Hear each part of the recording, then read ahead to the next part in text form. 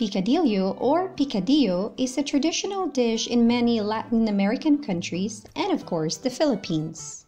It's one of those classic dishes because it's easy to customize and everyone has their own different ways of making it.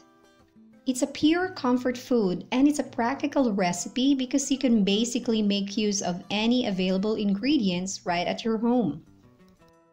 These are the ingredients for our pork and beef picadillo. For my meat, picadillo is usually beef, but I like the combination of pork and beef, so I'm adding 200 grams of pork with 600 grams of beef. For my bell pepper, I'll be adding 2 colors, red and yellow. This is the amount of carrot that I'm using. My children like potato a lot, so I'll be using more of the potatoes. I'm also be using this little tomato. I'm using a fresh tomato for this picadillo recipe. I'll also be having just a little amount of green onion just for garnishing later on. And I'm also be using 6 cloves of garlic, 1 medium size of onion, and just a little amount of ginger.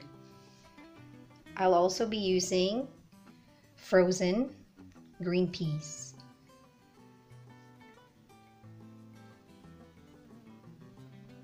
So these are basically all the ingredients, so what I'll do is just chop them and mince them so we can get started. So here we're done chopping and mincing all our ingredients.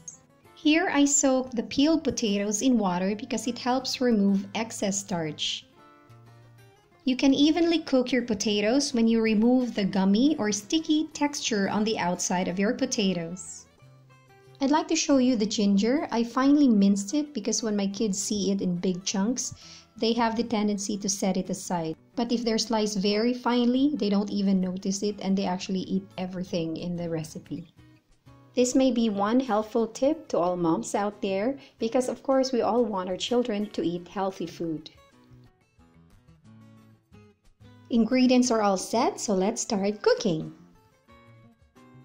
I start by tossing the meat into a hot pan just to brown it a little bit.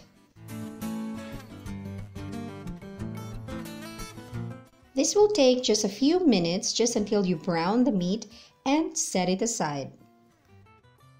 Next step is adding about a tablespoon of oil into your hot pan and start sauteing your spices. We'll start with garlic, followed by onion and then ginger.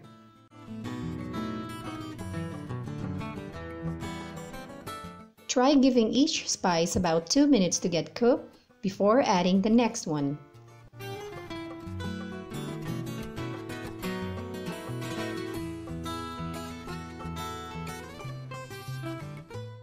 Then let's add back our cooked meat into the pan.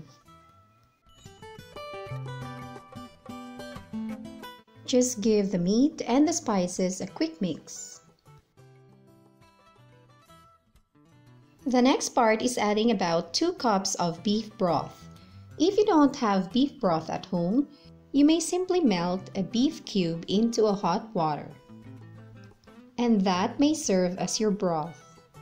The next part is adding all our ingredients. We have the potato, the carrots, our tomatoes, and last one is the pepper.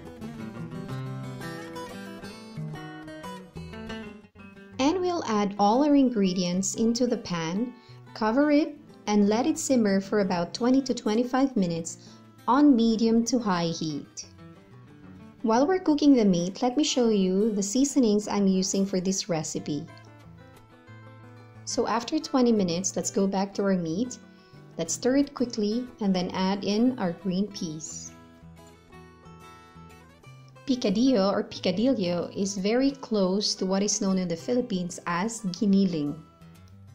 It is a very common dish in the Philippines because it's easy to make for family dinners, even on special occasions. Cook it for about a few more minutes and then we're ready to add in all our seasonings. Here I'm adding a little bit of every seasoning that I have, from soy sauce to fish sauce to Worcestershire sauce, salt, and pepper. So for the seasoning part, it all depends on your taste and preference. Make sure to keep tasting your food as you go so you would know how much salt or pepper to add, as well as your soy sauce. There are some picadillo that are more on the dry side and some soupy side, but my children likes it with a little soup, so I'll try to go in between. Give it a mix and then we're finally ready to garnish our picadillo. I like adding in some green onion as garnish because it adds more flavor and color to your food.